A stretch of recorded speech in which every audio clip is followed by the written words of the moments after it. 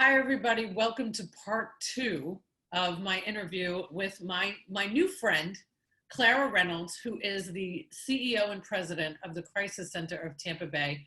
Welcome back to the show. Thank you, Sharon. And thanks so much for the opportunity to be here today. I really appreciate it. Couldn't be happier. If I could, I would talk about mental health all day long. And I would talk about all the things that most people don't want to talk about, because I do believe that those are the things that are going to move the needle. Wouldn't you agree? Oh, I would agree 100%. It's so interesting in this day and time that we can talk about so many things. We can talk about breast cancer, we can talk about erectile dysfunction, we can talk about all of these things, but when it comes to diseases of the brain, depression, anxiety, suicidal thoughts, we still feel like we can't have these conversations. We still feel like that it's somehow a flaw or it's a weakness on our part when we're struggling with diseases of the brain. And so anytime we get the opportunity to have these conversations, to let folks in the community know that it is okay to be struggling with depression and anxiety, it is okay to have these thoughts, it's what you do about them that is what is so important. And the hardest part of all of this is just reaching out and asking for help. Because once you utter the words, the help is there, and it's available 24 hours a day, 7 days a week through 211. And we just really want to keep getting that message out, particularly right now during this COVID pandemic, because yes, it is a physical health. It is it certainly has caused a lot of physical issues and concerns. But the behavioral health tsunami that is going to follow COVID-19 is impending upon us. I mean, it is coming. We know that PTSD, post-traumatic stress disorder symptoms, take usually around 6 months to start to surface. And if you think about here in the state of Florida, we really started in March to talk about and having to deal with COVID-19. So think about that October, November timeframe. We are, as a behavioral health community, very concerned about the level of service that community members are going to need. Maybe many of them who have never struggled with behavioral health issues are going to need help and support. And so we have to be ready and able to respond. I remember when the beginning of the pandemic started, I thought, what can I do? Because I know that everybody is going to need a community of healers. Right. Because you could see the writing on the wall of all of the trauma and all of the stress and all of the job loss and all of just the anxiety of not knowing what's going to happen next. That how can we prepare and how can we provide as many resources as possible so when that tough time comes for you or your family members, or your colleagues at work or your employees, how are we going to provide as much information as possible so you don't have to go through this alone? So thank you again for being here today to have this conversation. I believe that I was built for a global pandemic myself. Okay. All right. Only because I have been seeking help on self for 26 years. Very good point. Right? It has been something in my daily life. And I know that, just like you mentioned, it took a long time for me to even know that I was still suffering from a lot of the trauma that I had gone through as a young adult. And that came out in other places. And now we're all in the pandemic together. There's been different waves going on. There's been a lot of isolation. And I want to have a very, very, very transparent conversation about mental health with you. I know you're ready for this. Absolutely. Absolutely. So it's a broad term, right? Mental health. A lot of people, yes. They have a lot of different, somebody says mental health, they say crazy, that person's nuts. I don't want anything to do with somebody like that. I remember even the cover of my book, because it says mental health in it, I would offer it to somebody and they would turn it over because they didn't want anybody to see that it said mental health, because I might be inferring that you have a problem. Right. I am not. I'm just saying it's such a term that is so much stigma attached to it. So let's talk about stigma and stereotypes. And again, that's what prevents people from getting help when they really need it. So yeah, let's talk about it. Let's do it. So the sooner we remove the stigma, the sooner people are going to get help, like you just mentioned. So what is mental health and what different forms does it take? So mental health, I mean, quite simply, it is how your mind, your brain, your emotions are able to deal with the stress and the environment and the world around you. And it is how you take in information, how you process that information, what you do with that information, and how that information makes you feel, and how you are able to cope when things are great and how you're able to cope when things are not so great. All of that is really what we talk about when we talk about mental health. And so when we talk about diseases of the brain, things that will impact that mental health, those are things that, you know, we've basically, you know, briefly touched upon. You know, the biggest two are anxiety and depression. If individuals are going to struggle anywhere, it's usually in those two areas. And certainly through the pandemic, we are seeing right now a large increase. I think there was just a paper that was released by the Journal of the American Medical Association that talked about pre-COVID and post-COVID.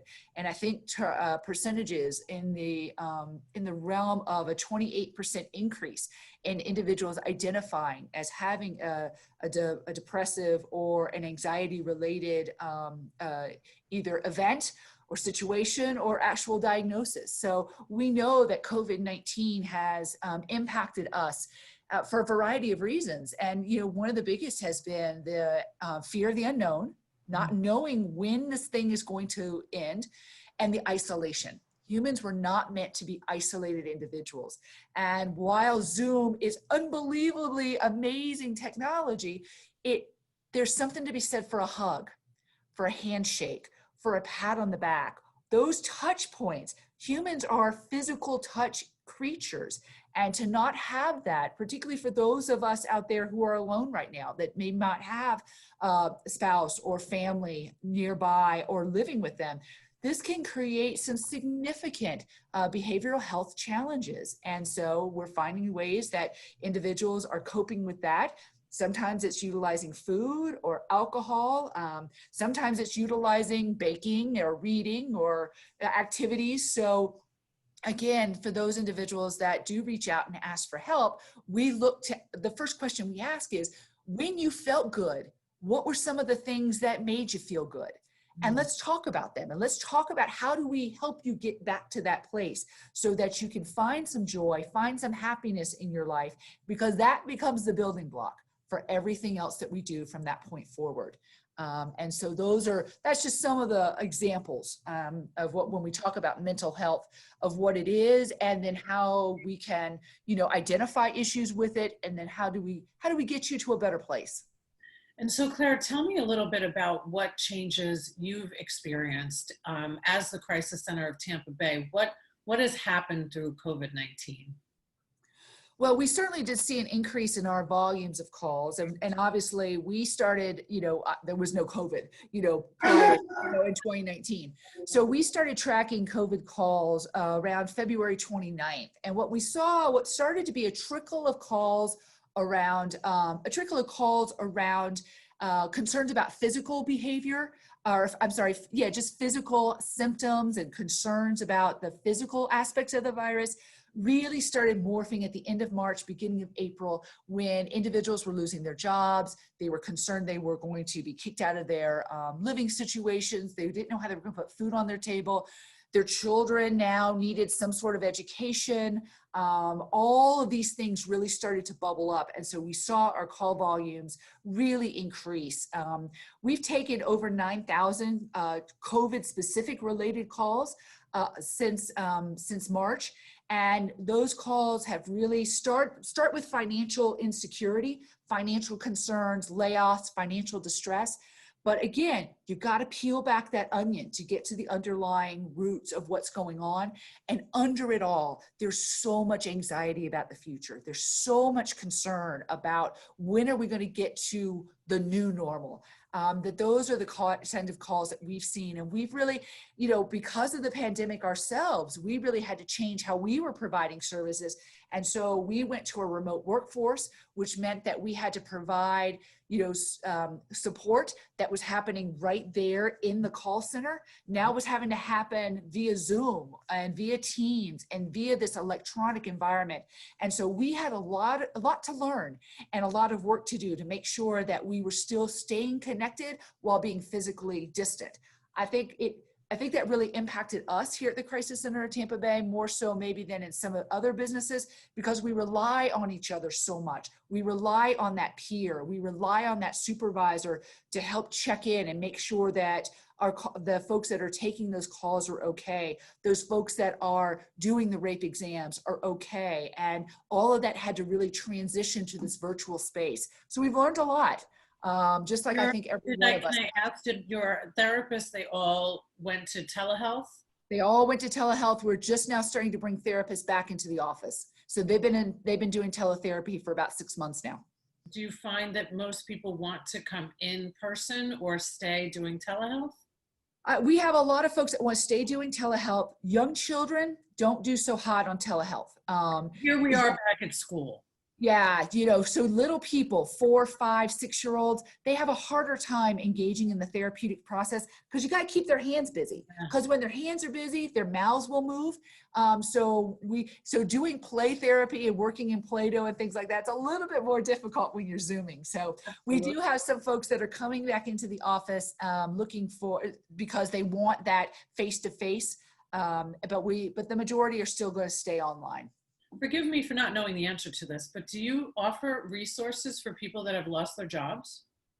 We connect them. So we connect with Career Source as well as other services that are available in the community. We get regular updates through a variety of different channels about what resources are coming online. You know, with the CARES Act funding, there's lots of resources that are brand new. So we're working to update our resource database on sometimes on a daily basis to make sure we have the most up-to-date information of who's offering what in what areas of town, that kind of thing. Yeah, I did a workshop not too long ago on just, how to find a job in a pandemic. I think that it's got to be the most difficult time. And, in our last interview, we had a discussion about that one veteran that had called recently and he couldn't pay his rent. And it turns out there was so much more going on underneath. And you have the staff and the training to get to the bottom of that. When people are calling, it's usually not just about one thing. There's so many different layers to why people are struggling, especially today. So to have a resource like yours is so important. I'd like to just take a little of a deeper dive on the 211 and how that can be a helpful resource to everybody, as always, but especially now.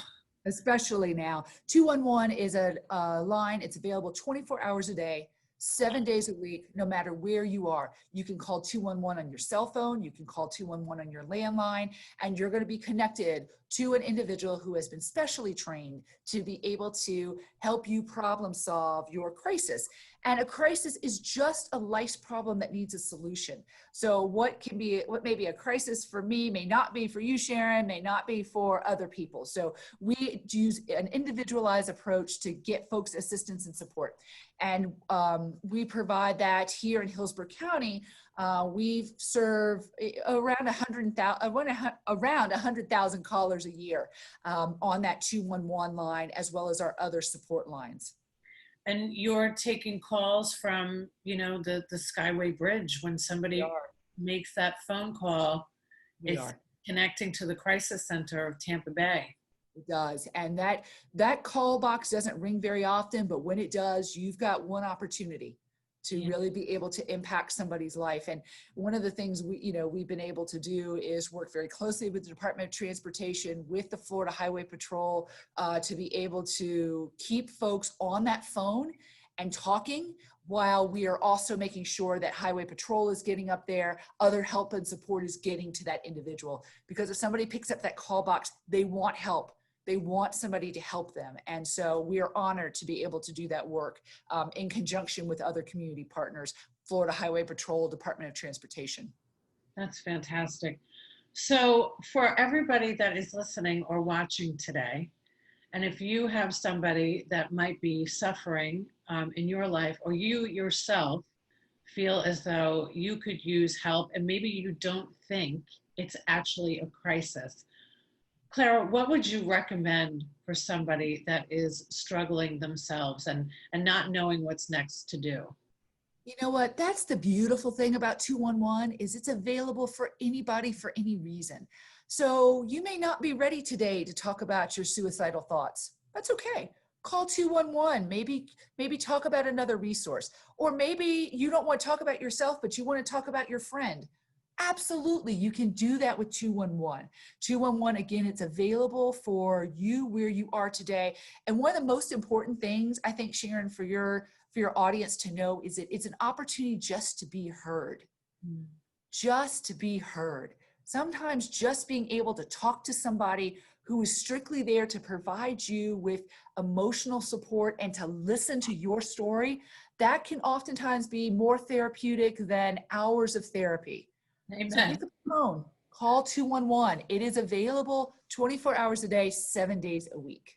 I mean, it was Oprah Winfrey the first time I ever heard somebody say, most people just want to be heard and validated. That's all and that's sometimes it's the only therapeutic intervention you need is to be able to do that. And we have some individuals, they will call us multiple times a day because 211 is that lifeline for them. So wherever you are along the continuum, it's a resource that is available for you free of charge, completely confidential, and it's available 24 hours a day, 7 days a week. Well, Clara, I just want to say thank you. I hope that everybody in the audience today takes advantage of the wonderful resource that we have right in our very own backyard. The Crisis Center of Tampa Bay absolutely could use the support as well from the community. We would love it if you shared this episode with somebody that you know that might be struggling, or if there's a business out there that wants to, spend some marketing dollars. I think that putting these dollars into the space of the Crisis Center of Tampa Bay to actually help somebody else, a fellow human being during this global pandemic and beyond the global pandemic. I'm sure that Clara, you'd be happy to assist them in how you can help them with their business and with that helping so many others. Absolutely. And you can get more information on our website, crisiscenter.com. And if you are in a position where you would like to invest in the work that we do, that's available right there on our website. Love that. Clara, thank you so much. I really appreciate your time today. You've helped me. So much. It was a pleasure. Thank you so much. Stay well.